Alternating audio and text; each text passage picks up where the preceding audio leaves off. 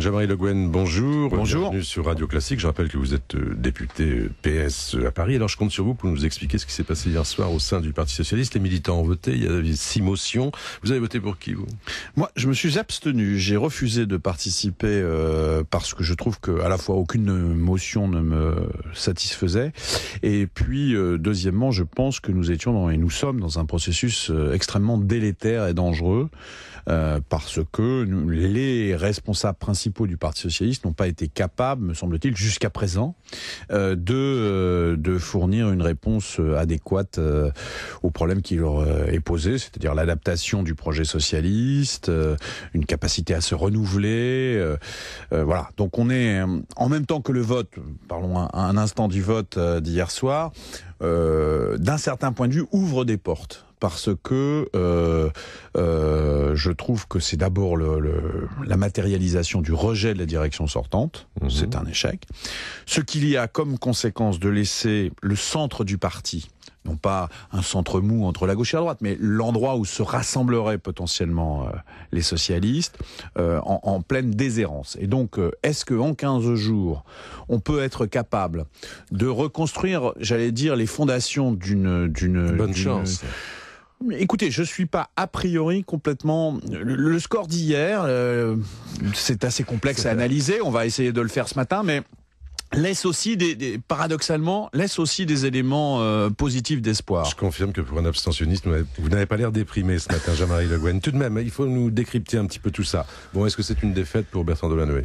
Je crois que Bertrand Delanoë a payé très lourdement son alliance avec François Hollande. Et je pense qu'il y a eu un rejet de l'appareil sortant dont Bertrand Delanoë a été victime. Est-ce que c'est indiscutablement pas le score auquel il pouvait s'attendre. Est-ce que c'est une victoire pour Ségolène Royal ?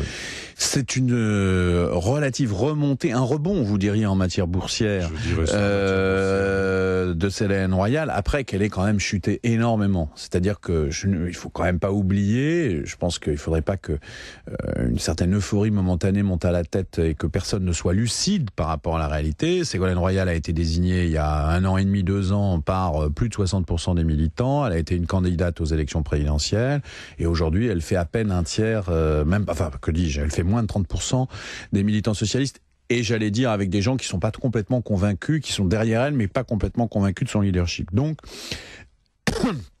elle a un rebond positif, mais on peut pas dire qu'elle affirme un leadership sur le Parti Socialiste. Martine Aubry, alors elle a gagné, elle a perdu ?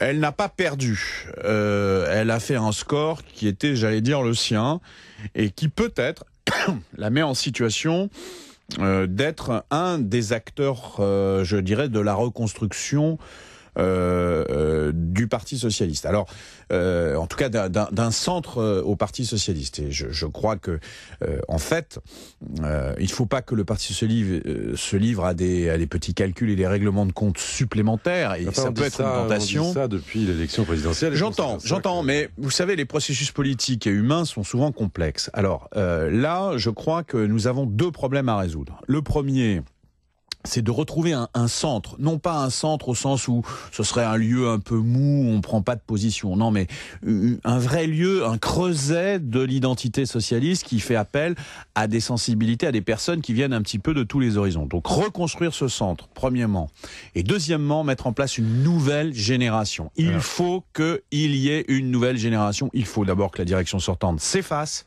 et il faut qu'il y ait une nouvelle génération qui prenne les choses en main au Parti Socialiste. Alors on vous entend bien, Jean-Marie Le Guen, mais il s'est passé quelque chose d'extraordinaire cette semaine dans le monde. Enfin, c'est l'élection de Barack Obama. On voit qu'un homme qui est noir arrive justement à faire tout ce que vous décrivez pour un parti, le Parti démocrate, et voire un peu plus large, puisqu'il a réussi à faire une union assez extraordinaire dans son pays. Donc ça semble de plus en plus bizarre la façon dont les choses se passent au Parti socialiste. Bon, écoutez, Barack Obama est un leader charismatique assez exceptionnel. C'est ça qui et j'allais même, je constate aujourd'hui que nous n'avons pas de Barack Obama, c'est clair.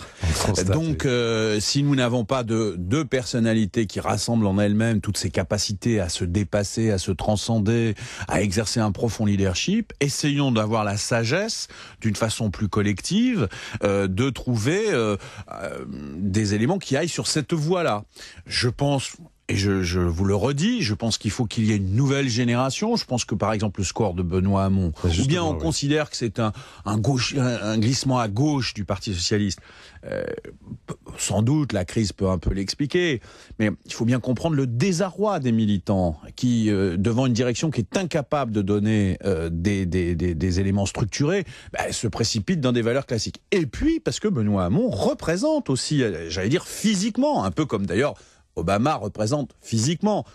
Je ne vais pas faire... Oui, non, mais je veux dire par là, il y a besoin d'une représentation physique. Benoît Hamon fait partie de ces gens à condition qu'il soit capable de se dégager, j'allais dire, de son fatras idéologique qui est quand même un petit peu lourdeau par rapport à la réalité, me semble-t-il, du pays et de la situation. Mais il y a d'autres personnalités de nouvelle génération qui doivent être, je pense à Manuel Valls, qui est donc sur, par exemple, une échelle idéologique très éloignée de celle de Benoît Hamon. Mais si on ne fait pas travailler cette nouvelle génération, des gens comme Manuel Valls, des gens comme Benoît Hamon, des gens comme Arnaud Montebourg, bon, si on n'est pas capable de rassembler ces gens-là pour qu'ils se mettent à travailler ensemble, alors le Parti socialiste ira à l'échec. Mais au fond, Jean-Marie Le Guen, le Parti socialiste est un appareil que vous connaissez particulièrement bien, depuis longtemps, depuis une vingtaine d'années. Ça fait 20 ans que vous êtes député de Paris. Donc, est-ce que vous... Franchement, vous dites pas, je suis en train d'assister à la déconstruction de ce Parti socialiste. Nous sommes dans la déconstruction, mais comme j'ai été, comme beaucoup, je connais un peu mes classiques dialectiques, c'est que la déconstruction à un moment peut être nécessaire avant la reconstruction. Et donc c'est bien un processus de reconstruction qu'il faut que l'on s'attelle. Et c'est pour ça que je ne suis pas si pessimiste qu'on pourrait le penser quand on voit la fragmentation, les divergences, les relations humaines extraordinairement dégradées qui peuvent exister à l'intérieur de cette structure. Si nous sommes capables de constater tous que nous sommes dans un processus de déconstruction et que donc il y a la possibilité parallèlement de reconstruire, si on sait mettre, j'allais dire, notre ambition à un certain niveau, c'est-à-dire dépasser les petites querelles et les petits intérêts, je pense que nous pouvons reconstruire. Et je pense que dans les 15 jours qui nous séparent de la désignation de la direction du Congrès national, puis de l'élection du premier secrétaire, nous pouvons trouver un chemin de la reconstruction qui ménage les susceptibilités personnelles de Ségolène Royal, Je vous trouve bien optimiste. Non, écoutez, je veux le croire et en tout cas je veux le dire aujourd'hui. Je me suis abstenu dans cette première phase de congrès. Moi, je souhaite être actif dans cette deuxième phase. Je veux croire qu'un processus de reconstruction est possible. Il faut sortir des sentiers classiques. Il faut mesurer les dangers qui sont là. Il faut voir qu'il faut tourner la page. Ça, c'est une question de génération et il faut reconstruire une idéologie qui soit une idéologie moderne. On ne peut pas se réfugier dans les idées d'il y a 30 ans. Alors précisément, ça tombe mal ce que vous dites parce que on entend Ségolène Royal nous dire la social-démocratie, c'est pas ça du tout la ligne qu'il faut pour le Parti socialiste. Alors on a du mal là aussi à voir comment tout ça peut s'allier. Il y a un jeu sur les mots parce que j'allais dire je suis plutôt d'accord avec elle. C'est-à-dire pour faire vite, les idées de la social-démocratie ont fait les 30 glorieuses dans le monde entier avec le New Deal. Enfin. En gros, on a eu une période extraordinaire de croissance. D'abord, notre génération peut peut-être un peu regarder ce qui s'est passé. Quelle croissance? Qu'est-ce qui s'est passé, notamment dans les pays développés, comme pour notre génération et pour la génération de nos parents. Bon, ça a été un succès. Et puis, on a eu 30 ans de Reaganomics, d'ultralibéralisme, qui s'est construit d'abord sur l'essoufflement du modèle social-démocrate. Alors, on peut dire, c'était bien mieux du temps des 30 glorieuses et du temps du modèle social-démocrate, l'intervention de l'État, l'État-providence, etc. Oui, c'est vrai.